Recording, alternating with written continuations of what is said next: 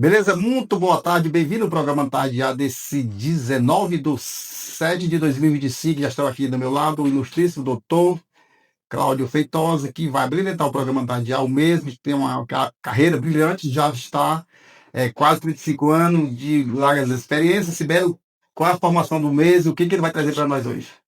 Tudo bem, doutor? Seja muito Tudo bem-vindo. bem, doutor Braga. O Dr. Cláudio Feitosa, advogado militante das searas trabalhistas e civil há quase 35 anos e com carreira destacada nos tribunais regionais e superiores.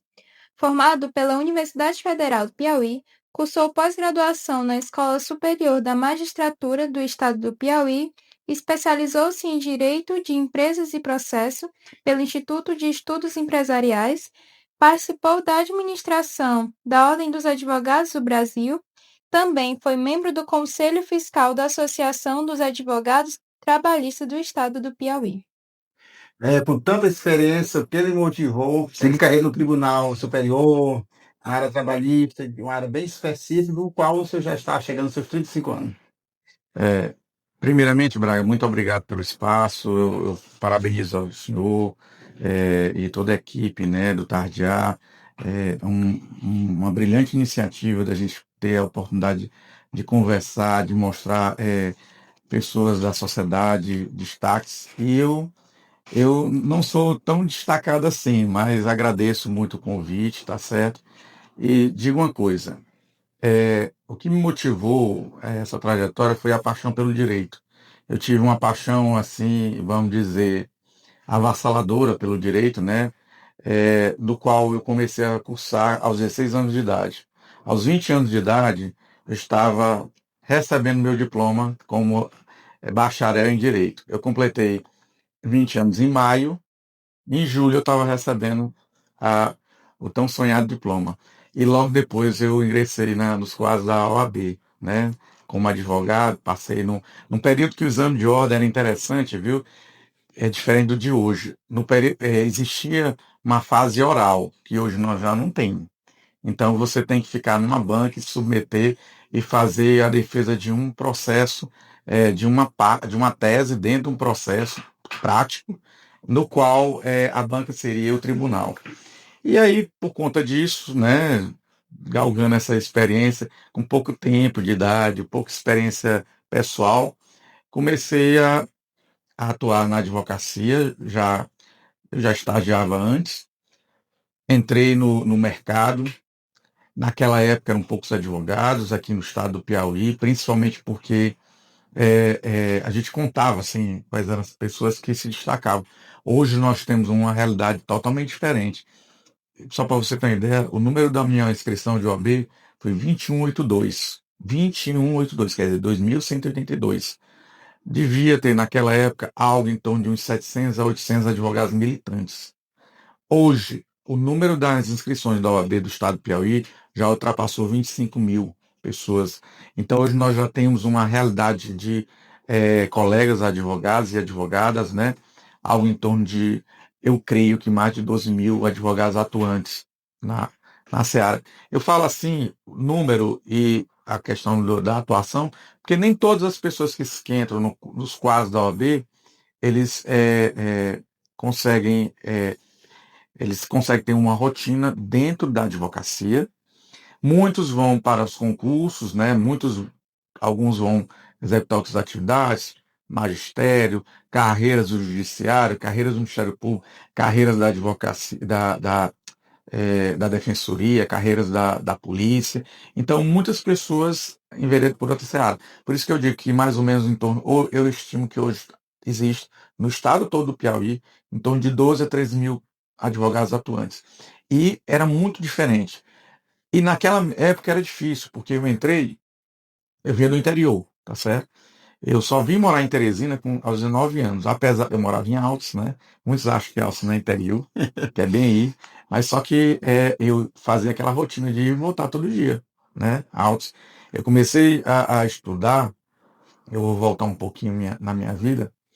Eu sou filho de uma professora de primário, né, de matemática, e meu pai era um comerciante que tinha feito somente o segundo período que na época não era ano, era segundo período do ensino fundamental.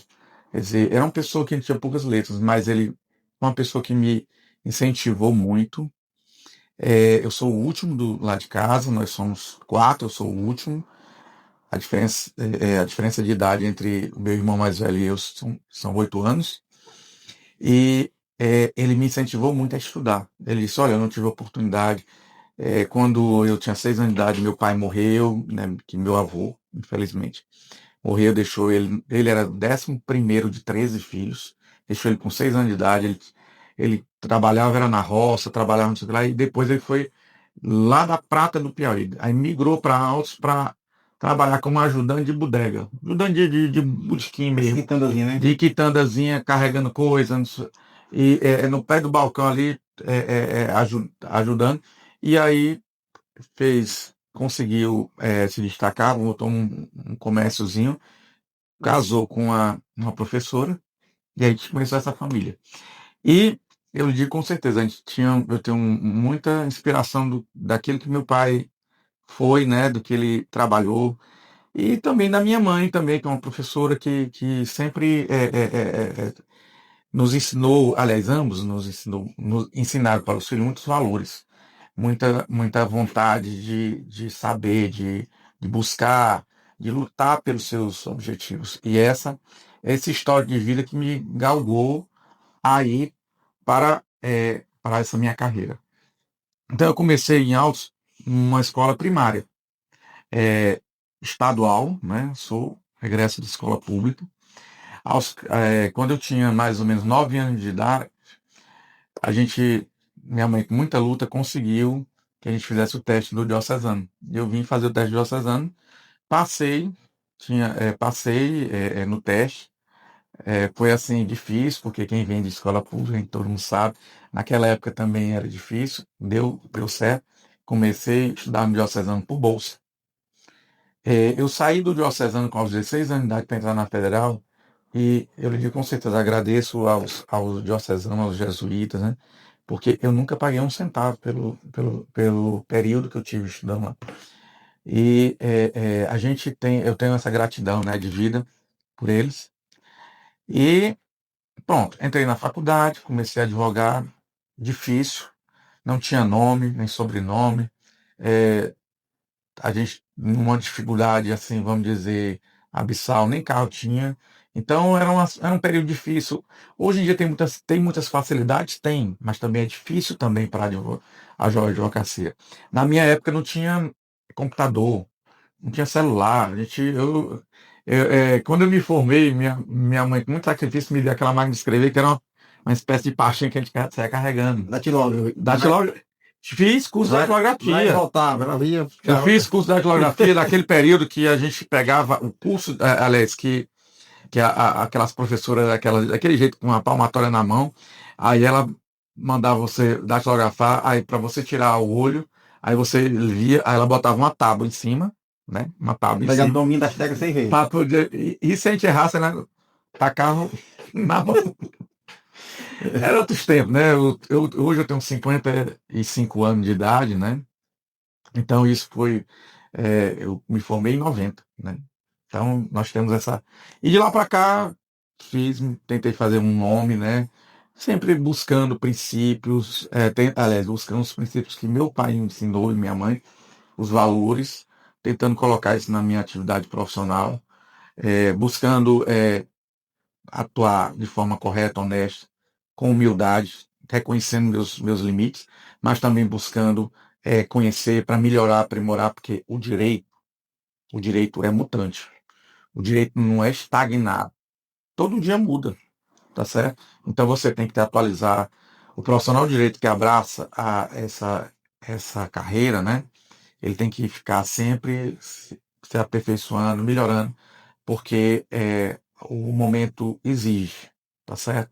As leis mudam, os entendimentos dos tribunais mudam, até as referências sociais mudam, e as referências sociais mudam e mudam também o direito. Eu vou dar um exemplo bem claro.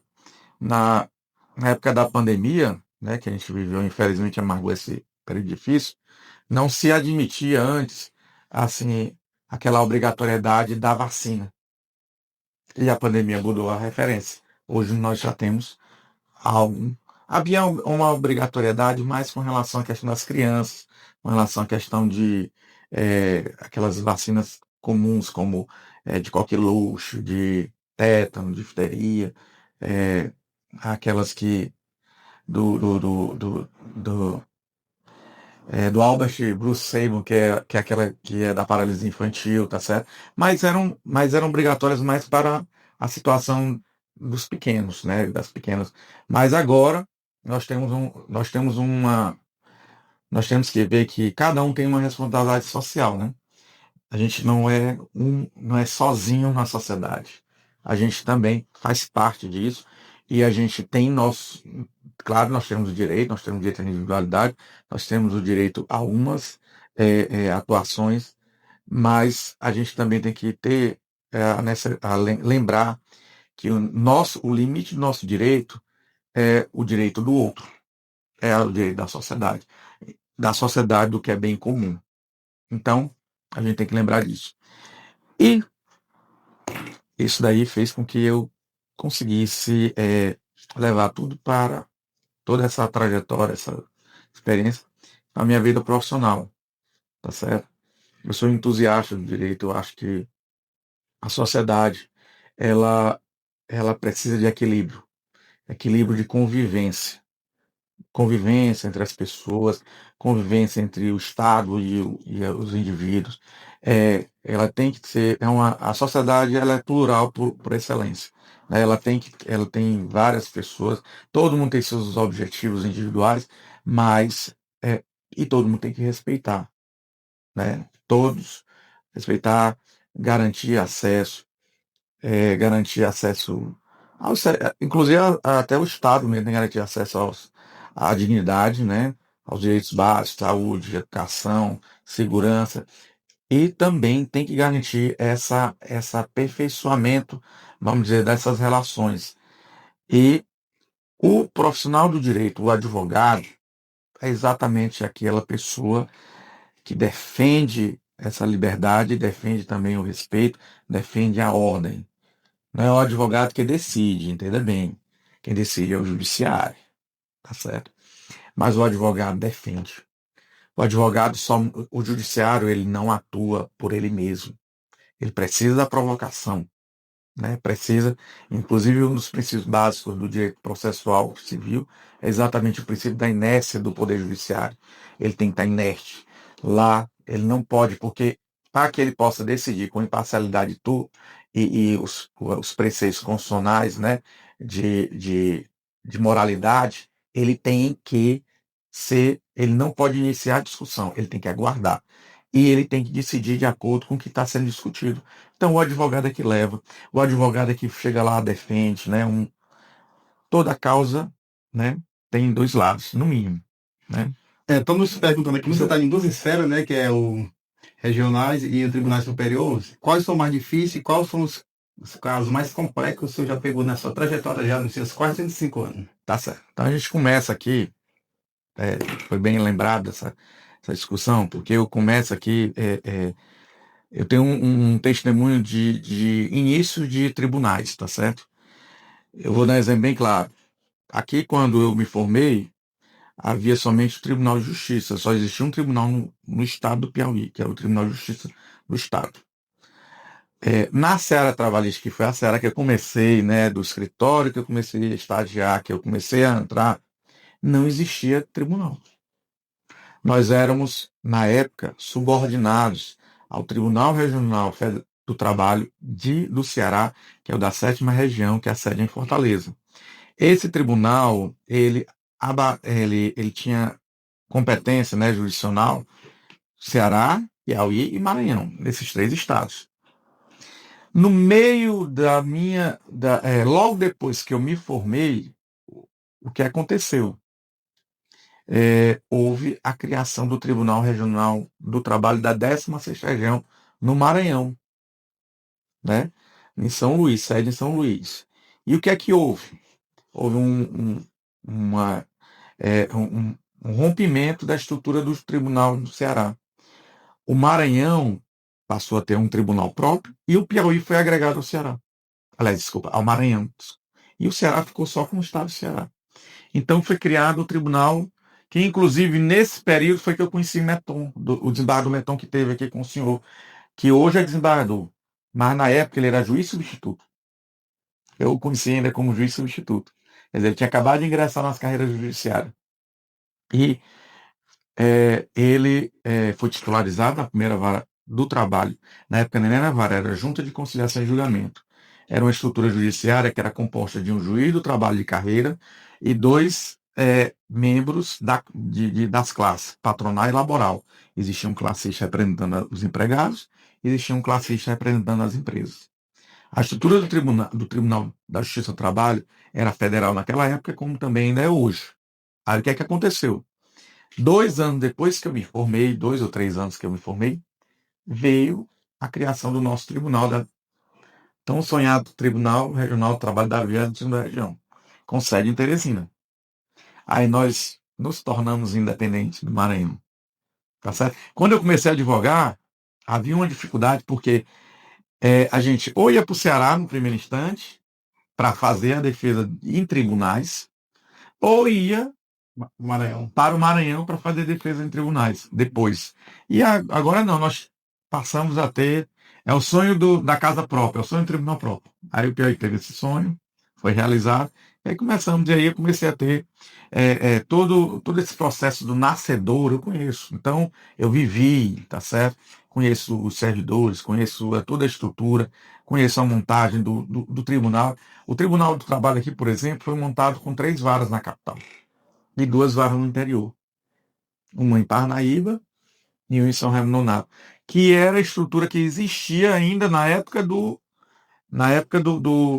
Tribunal do Maranhão. Na época do Tribunal do Ceará só existia 2 juntas de conciliação e julgamentos, né, aqui no estado do Piauí, Teresina, uma em Parnaíba, nem em São Remo Nonato tinha. Aí depois foi que foi instalada a junta de conciliação.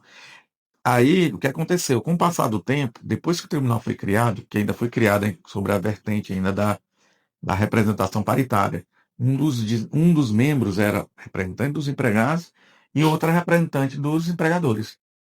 Aí, com o passar do tempo, mais ou menos lá para 90, não, lá para 2000, 98, acabou-se a figura da justiça, dessa representação classista.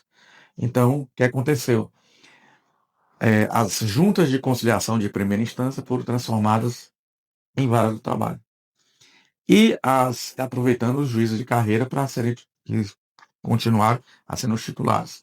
E os tribunais do trabalho e os tribunais superiores também, do Tribunal Superior do Trabalho, que tinha também essa representação classista, também perdeu essa representação classista e passou a ter a composição todinha ou de juízes de carreira ou de juízes representantes do quinto constitucional. Um representante do Ministério Público, aliás, metade do Ministério Público e metade da advocacia. E pronto. E de lá para cá, a gente atuando, claro, evidentemente que quando o Tribunal do Trabalho dá uma decisão que a gente não está conformado, né, a gente vai para o Tribunal Superior do Trabalho, que é em Brasília. A sede maior da Justiça do Trabalho é em Brasília. Que é o núcleo maior, né? É o núcleo maior. E ainda tem a última opção, porque no Tribunal Superior do Trabalho ainda há a possibilidade de um recurso para o Supremo Tribunal Federal. Na realidade, a estrutura judiciária do trabalho é hoje, vara do trabalho, TRTs, que é o TRT da 22ª Região, hoje do Piauí, que é a nossa realidade, é o TST, que é o Tribunal Superior do Trabalho, que nós temos uma ministra, que era juíza substituta aqui, foi titularizada, depois passou a ser desembargadora e hoje é ministra do Tribunal Superior do Trabalho, que é a ministra Helena Schreiber, que o senhor deve chamar também para ela poder prestar o testemunho dela. E o Supremo Tribunal Federal, que é o membro, o expoente máximo do judiciário nacional, né? Lá ele decide não só a questão trabalhista, questão penal, civil, administrativa, eleitoral, tudo, né? E quando o cidadão não dá por satisfeito, ele recorre à jurisprudência, tanto faz no regional como no superior. Onde esse caso se faz necessário. Vamos lá. A jurisprudência, é, ela mudou muito. Da época que eu estudei, da época que eu era da academia, né, lá da Universidade Federal do Piauí para cá, ela mudou muito. Principalmente porque há uma perspectiva, né, de uniformizar. O direito ele é dinâmico, mas em alguns momentos há uma tendência de uniformizar da estrutura do judiciário decisões para que não haja assim aquela situação que um leigo não entenda de o seguinte, olha, eu ingressei com um processo, ganhei. Você, Braga, ingressou com um processo e perdeu. Então, o objetivo, jurisprudência é o quê? São decisões reiteradas. Na realidade, uma decisão de um tribunal já é uma referência. Então, já é uma jurisprudência. O que é que hoje a lei fala, que é o nosso Código de Processo Civil de 2015, que começou a vigorar em 2016? Ele busca estabelecer que haja uniformização de jurisprudência e que cada tribunal crie sua estrutura de uniformização de jurisprudência, para que quando aquele caso é, é, entre na análise do tribunal, o tribunal possa ver aquilo que ele já decidiu. Até mesmo porque alguns recursos para o tribunal, para Brasília, para os tribunais superiores, eles só podem ser admitidos se contrariar a jurisprudência daquela corte, ou se contrariar a jurisprudência do Tribunal Superior do Trabalho, ou se contrariar uma decisão lá do Supremo que tem efeito na esfera trabalhista. É meio complexo, mas a perspectiva é que cada tribunal crie o seu grupo de jurisprudência, seu repertório de jurisprudência. O repertório de jurisprudência do Piauí não é o mesmo do TRT do Piauí, não é o mesmo do TRT de São Paulo. São Paulo tem 2 TRTs. São Paulo é tão grande que tem 2 TRTs. Tem um na sede, em São Paulo, e tem outro com uma sede em Campinas, que pega o interior de São Paulo todinho. É o único caso, né? De estado que tem 2 tribunais do trabalho. Mas o que eu estou querendo dizer é o seguinte: é diferente nosso repertório de jurisprudência, é diferente do Rio Grande do Sul. Eu estou falando em repertório uniformizado, que é aquelas decisões reiteradas. Nosso Tribunal do Trabalho aqui, por exemplo, ele é um tribunal pequeno. É um embrião de 8 pessoas, de 8 desembargadores. E ele tem o quê? Ele é dividido em 2 turmas. Existe, até mesmo para você ter uma ideia, uma decisão de uma turma pode ser que não seja de uma determinada matéria, pode ser que não seja o mesmo entendimento da outra turma. E a gente, no dia a dia, você percebe algumas divergências. E aí, muitas vezes, cria-se um incidente para que o tribunal do pleno, quer dizer, o que é que a gente chama de pleno? É a composição total do tribunal, se reúne e diz o seguinte: olha, vamos analisar os 2 casos, nós temos que definir qual é o caso que vai prevalecer, que é uma referência. Entendeu? E tem um outro detalhe que o Código de Processo Civil atual estabeleceu, que vai além da uniformização. Ele vai através de um que a gente chama de incidente de recurso repetitivo. E esses incidentes é que estão entrando mais em voga nesse momento, porque cada tribunal está criando, e principalmente para nossa matéria, que eu digo assim, a matéria que eu atuo, que é trabalhista, o Tribunal Superior do Trabalho, a partir desse ano, desde fevereiro até agora, já definiu mais ou menos 200 itens de recurso repetitivo. Aí você vai me dizer, o que é isso, recurso repetitivo? O que é jurisprudência uniformizada e o que é recurso repetitivo? Jurisprudência uniformizada é uma referência. Está lá, é uma decisão. Se o tribunal daqui contrariar, eu entro, vou lá para cima e demonstro. Divergência. Ele é uma forma de requisito recursal. Ele divergiu, então eu subo. Ele não tem o efeito, vamos dizer, a jurisprudência uniformizada não tem aquele efeito vinculante. Que todos os membros daquela estrutura judiciária vai adotar aquela referência. Mas quando você tem uma decisão em recurso repetitivo, o recurso repetitivo é quase como uma lei. Todo judiciário tem que atender. Determinada matéria, tipo, eu vou dar um exemplo bem claro, que está muito polêmica agora. Discussão entre empregado e empregado doméstico. Uma discussão sobre hora extra. A pessoa trabalha na sua casa, aí diz, eu tenho direito às horas extras, porque meu horário ultrapassava o limite de 8 horas diárias e o limite de 44 horas semanais, que é o que a lei define. Tá certo? Então, e não tinha meus intervalos de para pausa de no mínimo 1 e no máximo 2 horas, que é as regras da CLT, tá certo? Aí o que acontece? O que é que o Tribunal Superior do Trabalho disse agora em recurso repetitivo? Na discussão entre horas extras entre patrão e empregador doméstico, o empregador doméstico tem que apresentar um controle de ponto, dizendo que hora que o empregado entra, que hora que o empregado sai e que hora que ele tem a pausa. E esse controle tem que ser assinado pelo empregado, tem que ser registrado. Só que ninguém faz isso. É o espelho de ponto chamado, né? É o espelho de ponto chamado. Provar que Todo mundo que trabalha com regime CLT, em via de regra, bate ponto. Só quem não bate ponto é que faz serviço externo ou que é de cargo de confiança. Mas todos os empregados têm a obrigação de bater. Mas aí que tá, existe um limite. Lá na lei, fala que somente a empresa, o empregador que não é doméstico, só tem a obrigação de ter controle de ponto a partir de 20 empregados. Se ele tiver 19 empregados, ele não tem a obrigação de ter controle de ponto. E aí, o que acontece? Vamos para o lado doméstico. Olha, a empresa só tem a obrigação de ter controle de ponto a partir dos 20 empregados. Mas o empregador doméstico, com um empregado, ele tem a obrigação de ter o. Você não acha isso desproporcional? bem Não é desproporcional?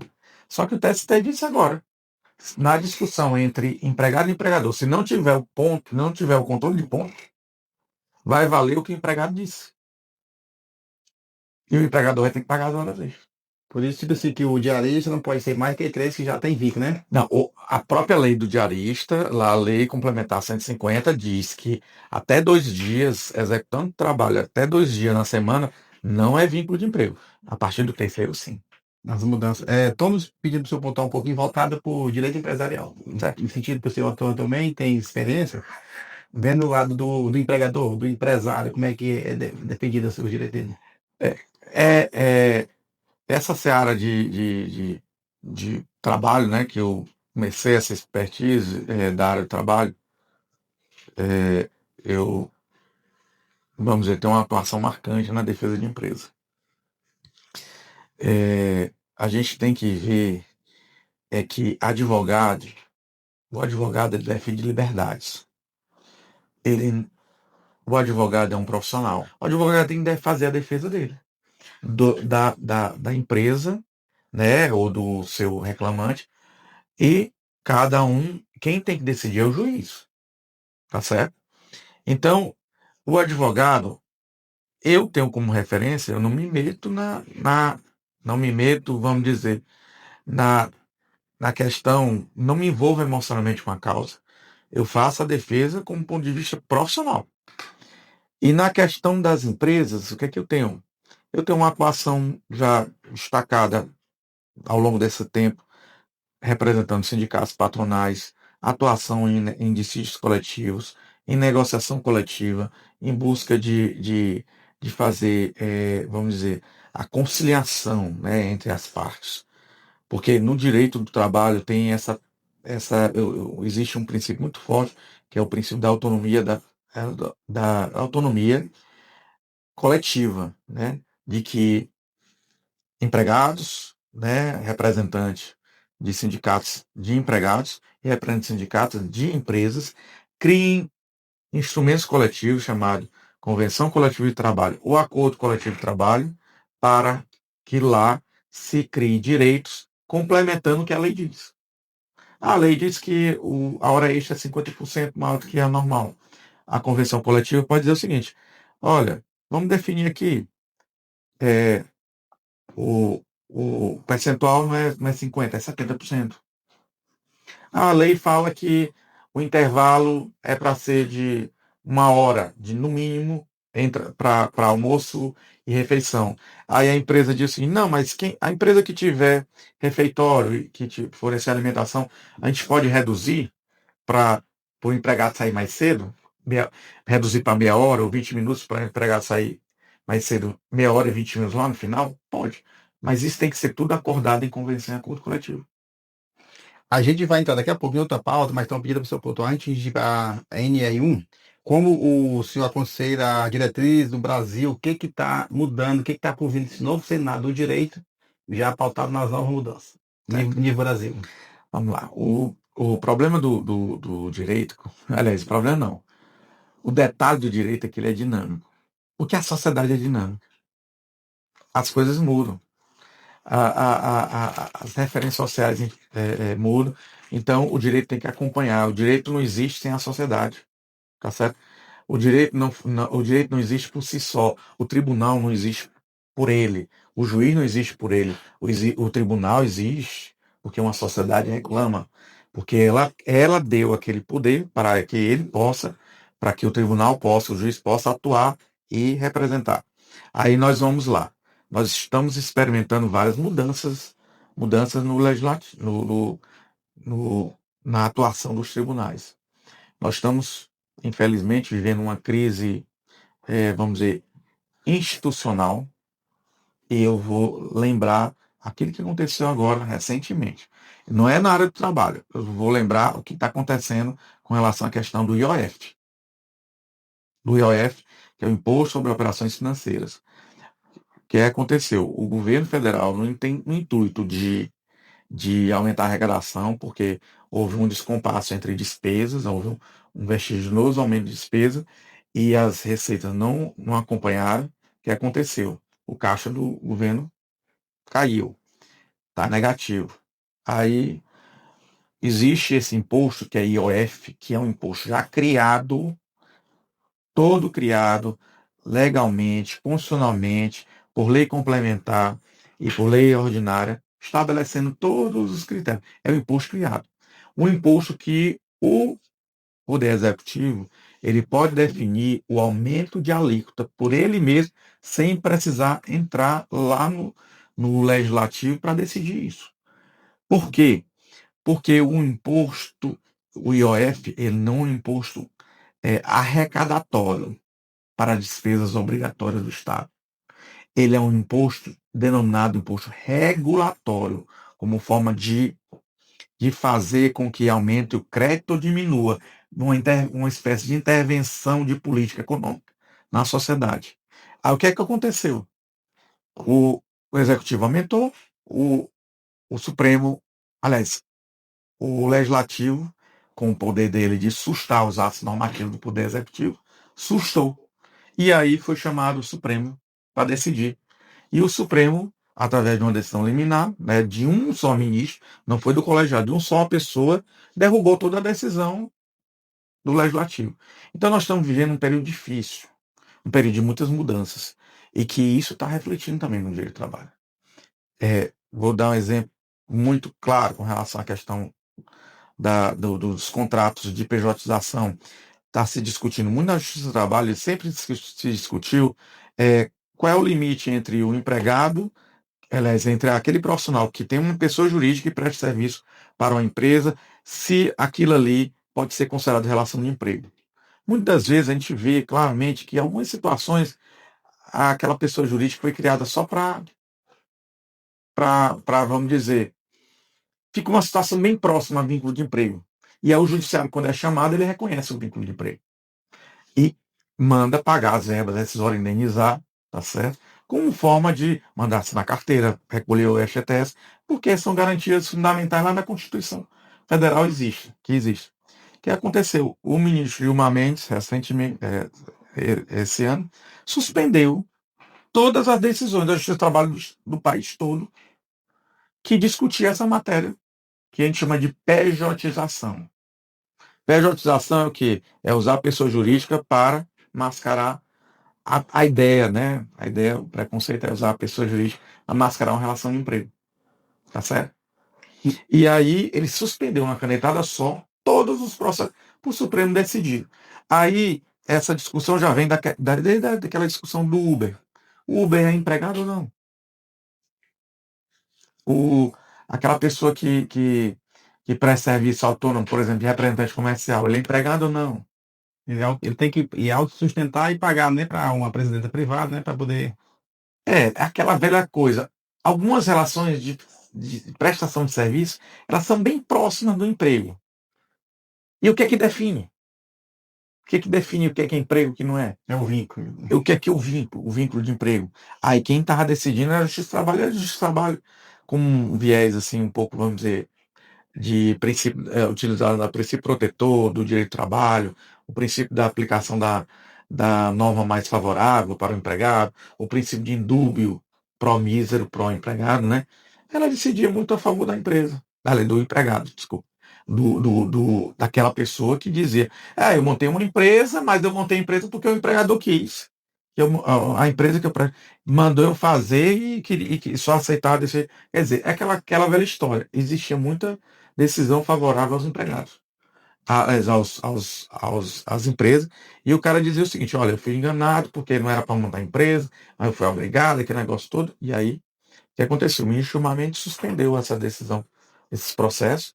E aí, o que acontece? Nós estamos vivendo algumas dificuldades de segurança jurídica. Doutor, muitíssimo obrigado nesse primeiro momento e vamos tomar um cafezinho, um suco. Já voltamos no nosso segundo momento com a legislação trabalhista, a nova legislação.